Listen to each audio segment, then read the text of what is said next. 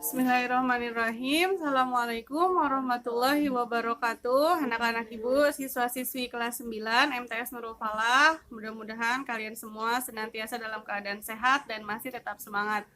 Anak-anak ibu kelas 9, pada pertemuan kali ini videonya nggak boleh di skip karena ini pertemuan terakhir di pelajaran prakarya. Pertemuan ke-13 kalau tidak salah. Minggu depan kita ulangan harian. Minggu depannya lagi kita ulangan akhir semester. Nanti kita akan bertemu lagi di pembelajaran selanjutnya di bulan Januari tahun depan. Mudah-mudahan sudah bisa belajar secara tatap muka langsung ya. Mari kita awali kegiatan pembelajaran kita hari ini dengan mengucap basmalah. Bismillahirrahmanirrahim.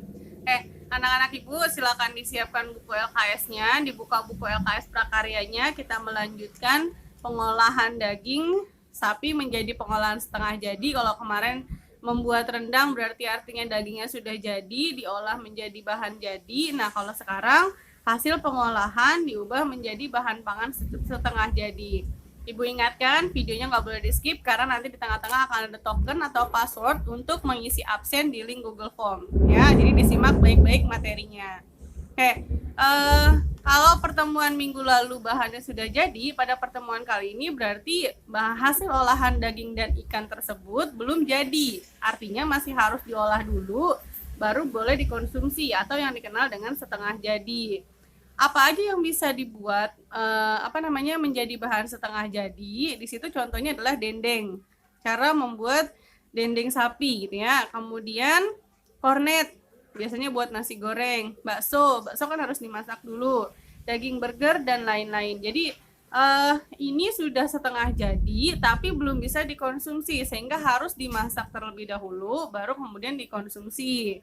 Di situ ada cara pengolahan dan tahap pengolahan membuat dendeng daging sapi. Ibu nggak perlu jelasin, kamu bisa lihat sendiri ya. Silakan dilihat halaman 50, itu caranya. Kalau mau dipraktekin juga boleh, dijualin iseng-iseng selama selama belajar di rumah ya. Siapa tahu memberikan keuntungan juga buat kalian, apalagi kan kalian sudah kelas 9. Nah, Ibu akan melanjutkan pada olahan hasil ikan. Kalau kemarin daging, sekarang ikan ya. Dalam ikan yang kita ketahui memiliki banyak manfaat ya. Salah satunya adalah sumber energi, membantu pertumbuhan dan pemeliharaan tubuh, memperkuat daya tahan tubuh, serta memperlancar proses fisiologis dalam tubuh. Jadi itu manfaat dari mengkonsumsi ikan ya. Hasil perikanan antara lain jadi bukan cuma ikan, tapi udang kategori dalam perikanan, cumi-cumi itu juga kategori dalam perikanan, dan rumput laut. Jadi makanan seafood yang biasa kita kenal ya, itu kategori dari bahan perikanan. Hasil tersebut dapat diolah menjadi makanan yang enak dan menarik. Tujuannya adalah untuk memperlambat kerusakan yang diakibatkan reaksi biokimiawi serta menghasilkan produk olahan yang menarik dan bernilai gizi tinggi. Jadi ikan-ikanan itu kalau tidak diolah dia akan gampang busuk. Bahasa kita tuh ya, reaksi biokimiawi itu artinya reaksi yang ditimbulkan dari bahan kimia misalnya. Nah, jadi dia tuh kan gampang rusak, gampang bau, sehingga kalau dia diolah terlebih dahulu akan memperlama umurnya serta akan membuat produk tersebut menjadi lebih menarik ya. Jenis produk olahan hasil perikanan yang ditemukan di masyarakat berupa pindang ikan, makanan yang sudah jadi ini ya. Kemudian pepes ikan, nugget ikan, balado udang, kerupuk udang, cumi bakar, dan seterusnya, itu masih banyak. Pada pertemuan sebelumnya Ibu sudah pernah mengirimkan video cara membuat nugget ikan gitu ya. Nah, pada pertemuan kali ini kamu silakan praktek sendiri, dilihat dari apa yang mau dipilih gitu ya dari konsumsi ikan tersebut. Manfaat ikan yang pertama, kandungan gizi pada ikan memiliki manfaat antara lain. Yang pertama, memiliki kandungan omega 3 yang bagus untuk perkembangan otak pada janin. Kemudian penting bagi perkembangan fungsi saraf dan penglihatan pada bayi. Jadi kalau sering makan ikan, kamu bisa lebih pinter, lebih cerdas. Maka sering-sering makan ikan ya. Kemudian yang kedua, mengandung serat protein yang pendek sehingga mudah dicerna. Ikan itu lebih gampang dicerna daripada daging ya. Yang ketiga, kaya akan asam amino seperti taurin untuk merangsang pertumbuhan sel otak balita. Yang keempat, mengandung vitamin A. Yang kelima, mengandung vitamin D, vitamin B6, vitamin B12, ada zat besinya, yodium, selenium untuk membantu metabolisme tubuh. Kemudian ada kandungan seng, bukan seng yang di atas genteng, bukan ya, ini kandungan dalam ilmu kimia yang kerjanya membantu kerja enzim dan hormon dalam tubuh. Dan yang terakhir, mengandung fluor yang berperan dalam menguatkan dan menyehatkan gigi. Ya, jadi sering-sering makan ikan karena banyak manfaatnya ya. Nah, selanjutnya adalah pengolahan ikan. Diolah menjadi apa ikan tersebut? Di situ ada cara membuat otak-otak dari ikan bandeng. Praktekin sendiri ya. Di situ ada cara-caranya. Ibu nggak jelasin. Kamu cukup baca bukunya, bikin.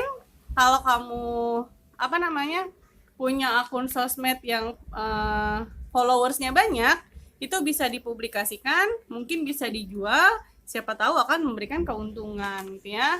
Daripada di rumah aja nggak ada yang dikerjain gitu kan, mendingan membuat kreasi yang bermanfaat, modalnya murah namun memberikan keuntungan.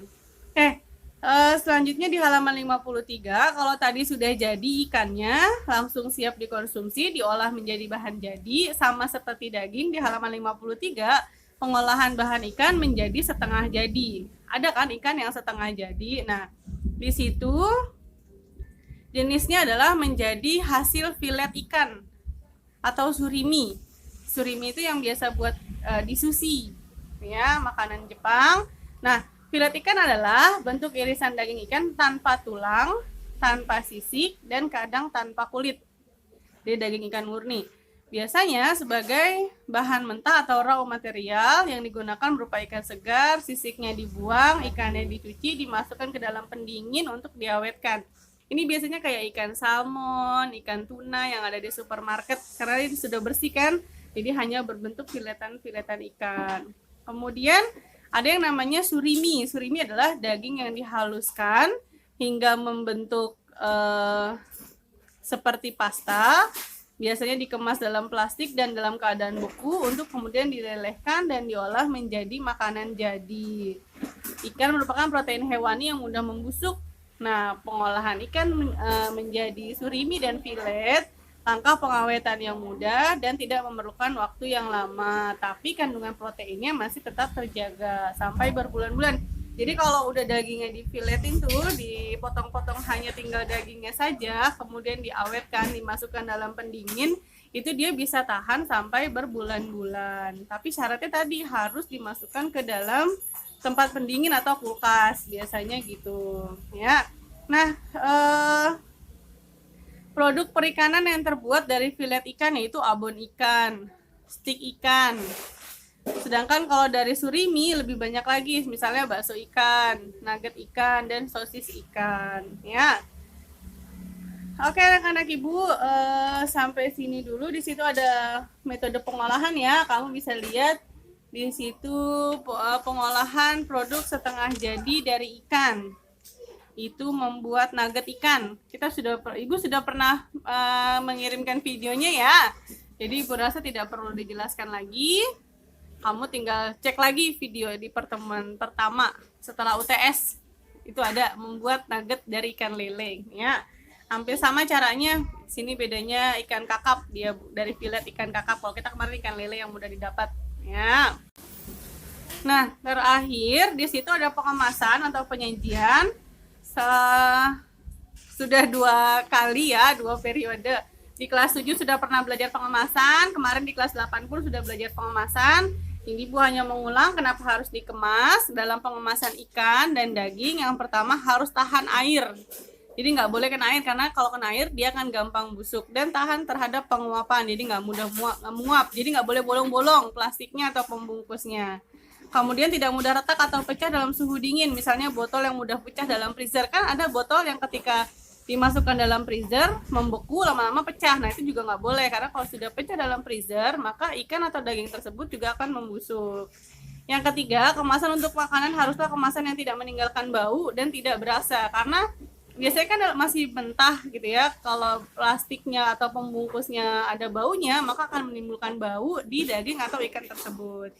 Yang keempat, mudah digunakan. Yang kelima, tidak memakan tempat dan murah. Jadi karena dia masih mentah, biasakan gunakan pembungkus atau packing yang harganya lebih murah tapi tidak dan tidak makan tempat, artinya tidak boros tempat gitu ya, nggak usah terlalu besar.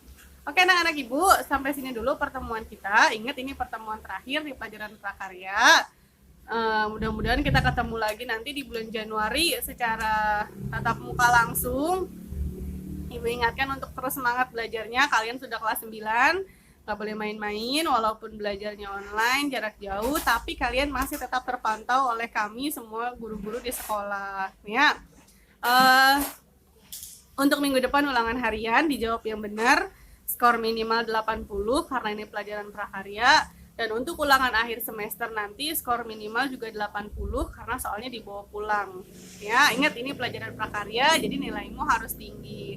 Anak-anak ibu, terakhir ibu mohon maaf kalau selama 1 semester ini banyak materi yang kurang jelas dan banyak kesalahan yang ibu lakukan. Mudah-mudahan di pertemuan berikutnya kita sama-sama bisa belajar lebih baik lagi.